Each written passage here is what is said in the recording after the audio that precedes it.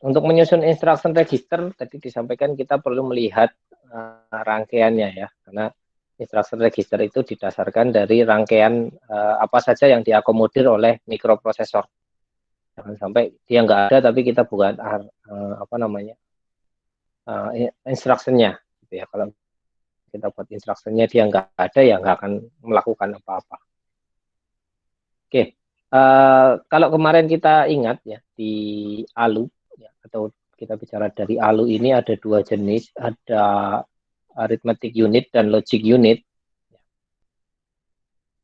Kita masuk ke ALU dulu ya. Oke. ALU itu berarti kemarin itu ALU itu menjalankan dua perintah. Di AU sendiri itu ada perintah penjumlahan, kemudian ada perintah pengurangan. Ya. Kemudian logic unit, ya kalau kita lihat rangkaiannya, ini perkalian nggak ada, gitu ya. Kita belum sampai ke sana karena rangkaiannya cukup rumit. Di sini ada perintah untuk meng-AND-kan, kemudian meng-OR-kan, dan XOR. Ya. Kemudian di sini ada perintah B yang langsung lewat aja, ya. Ini dari B. Ini kalau diarahkan B ketemu titik ini turun ke bawah, paling bawah sendiri yang mux bawah ini langsung ke arah B. Ini nanti fungsinya untuk memindah data istilahnya. Ya, jadi ini tidak disambung kemana-mana, dari B langsung ke mux. Ini nanti akan menjadi perintah pindah data. Pindah data. Ya. Atau istilahnya kalau dalam bahasa perintah level bawah atau bahasa tingkat rendah namanya move. Ya, move. Tapi karena diambil 3 suku kata aja jadinya MOV gitu ya. Kemudian ada perintah add. Di sini juga ada perintah pengurangan, ya, subtract gitu ya, jadi sub saja. Kemudian ada print note juga gitu ya. Kalau kita keluar dari logic unit ke ALU, ya, ada perintah note. Berarti note ini nanti akan masuk ke, kalau ke logic unit ya, note dengan N itu kan menjadi NAND.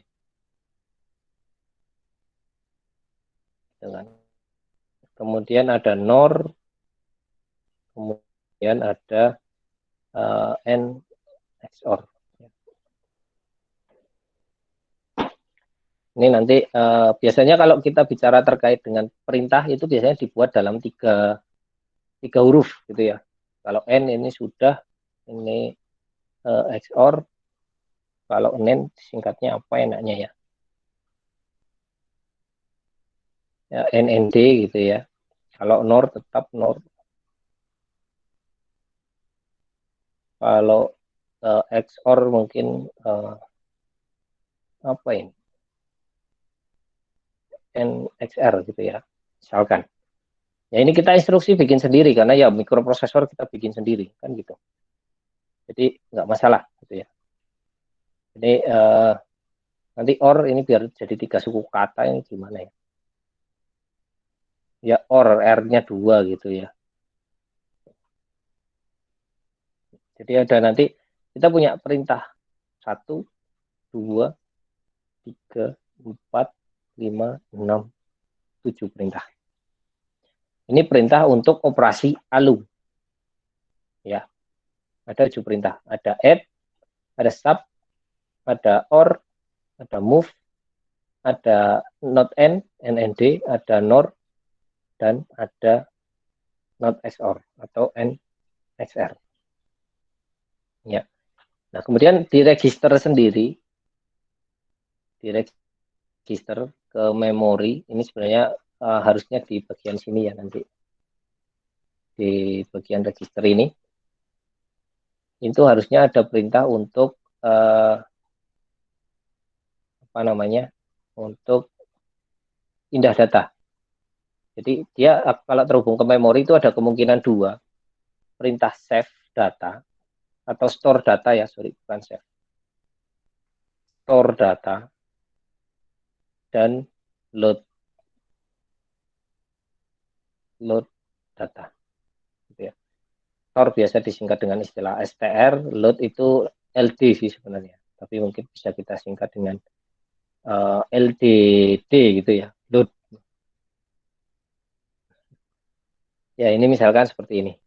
Ya, jadi kita akan punya 8 perintah, di mana 7 perintah itu untuk ALU. Ini untuk ALU, ya, dari 1 sampai 7 ini untuk ALU. Kemudian yang 8, 9 ini untuk register ke memori. Ini terkait dengan aliran data. Ya, karena register tidak selamanya nyimpan. Makanya perlu dioper ke memori supaya bisa disimpan. Gitu kan. Tapi register juga butuh data, datanya dari memori bisa. Gitu ya. Kita bisa menggunakan store. Menggunakan load. Gitu ya. Nah, sekarang kita punya 9 perintah. Tapi perintah yang ALU ini bisa kita klasifikasikan menjadi satu kode. Nanti satu kode. Jadi perintah untuk ke ALU sendiri, perintah ke register dalam hal ini store dan load sendiri. Nanti kita ada kodenya. Kita kasih kode. Kodenya ya kita yang bikin sendiri gitu ya. Karena mikroprosesor adalah mikroprosesor ini kita yang bikin kan gitu. Jadi ya sekali lagi ketika kalian bisa membuat mikroprosesor ini ya entah nanti untuk pengaplikasian apapun, kode dan lain sebagainya ini ya kita yang bikin sendiri. Gitu ya. Jadi apa namanya? Beda dengan kalau hanya make aja. Make ya kita harus nurutin kode yang sudah dibuat sama pabriknya. Gitu ya. Oke, kemudian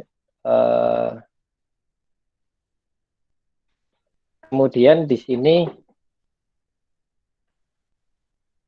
ya ini sudah ya. Nah, biasanya nanti instruction register tadi disampaikan untuk perintah dari ALU atau ke ALU dan register itu berarti nanti ada 2 register, ada store dan load ya.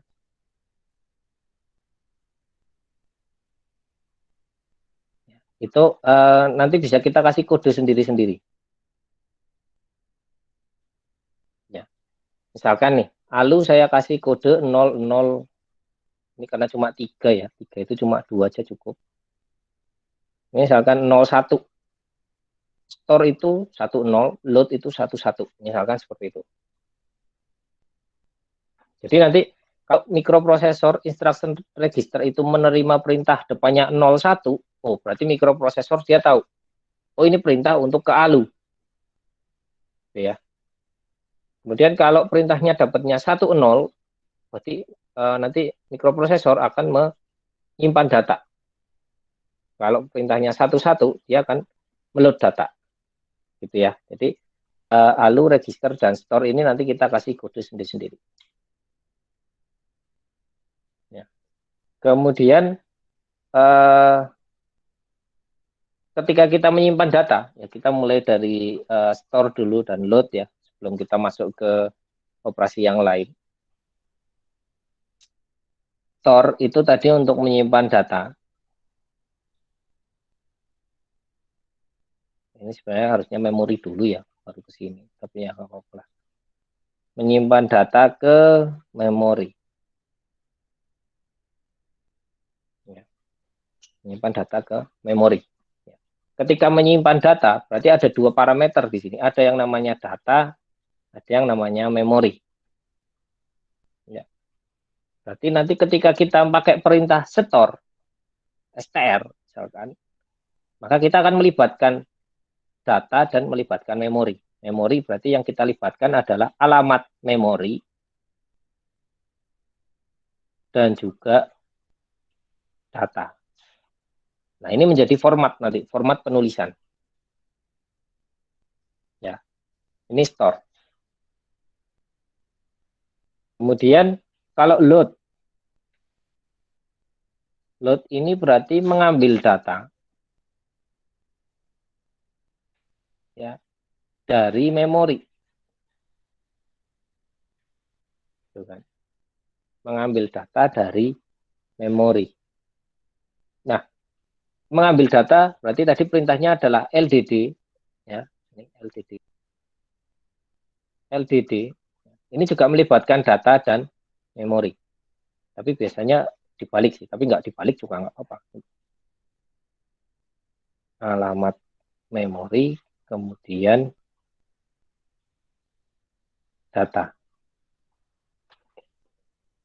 Ya. Ini contohnya seperti ini misalkan. Karena dia melibatkan data dan memori. Ya. Ini menyimpan data dari register ya. Ini biar lebih clear mungkin dari register atau dari ALU mungkin hasil penjumlahan. Gitu ya. Ini juga menyimpan data dari register, dari memori ke register. Ya. Jadi ini kaitannya antara data keluar masuk dari memori ke register. Ini mungkin belum bisa kita simulasikan, tapi yang apa-apa, kita akomodir dulu. Kita akomodir dulu supaya besok ketika kita menambahkan memori sudah bisa langsung dijalankan. Ya. Nah, sekarang yang ALU.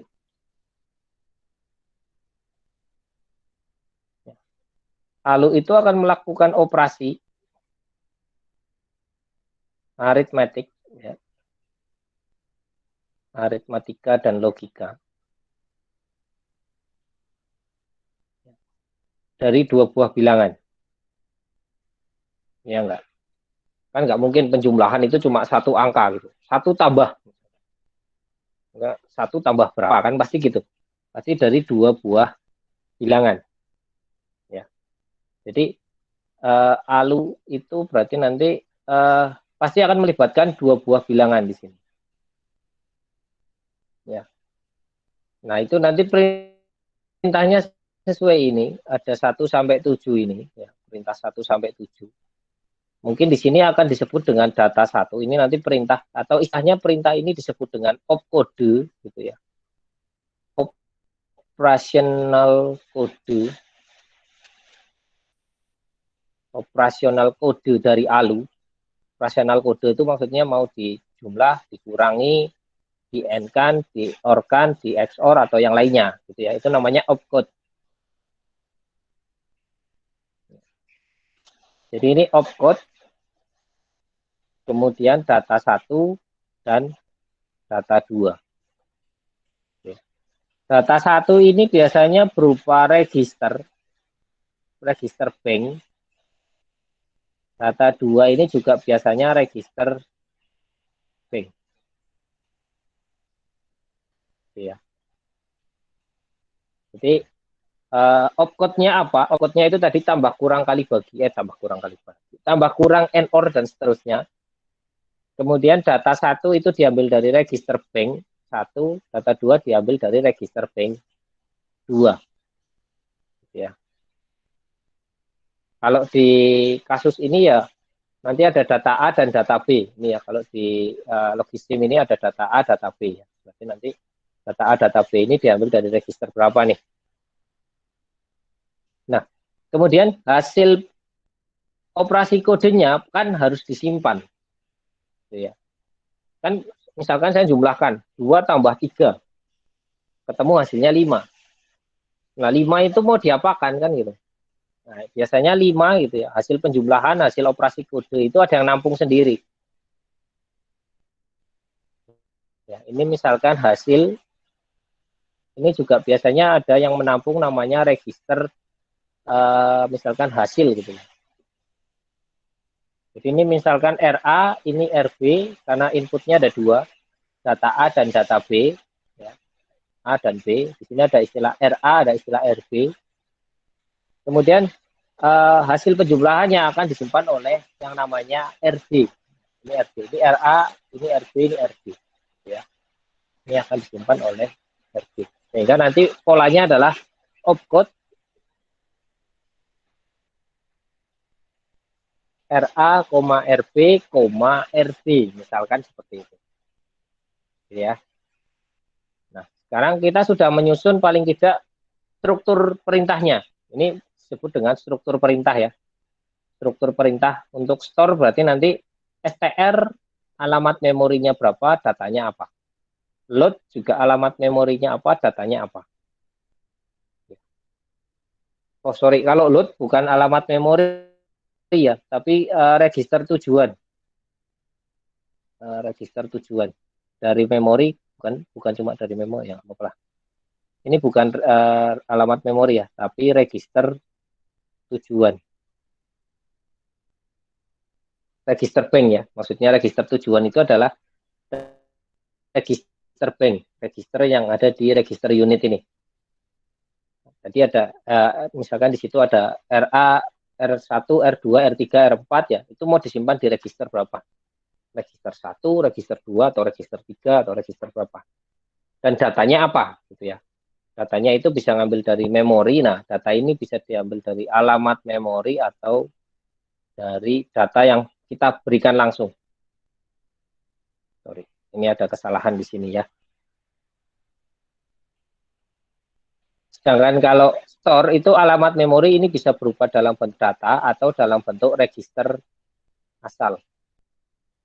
Gitu ya. Jadi di sini kita menyusun strukturnya dulu. Ya, strukturnya. Yang pertama tadi kita menyusun pengenalnya, ini identitasnya.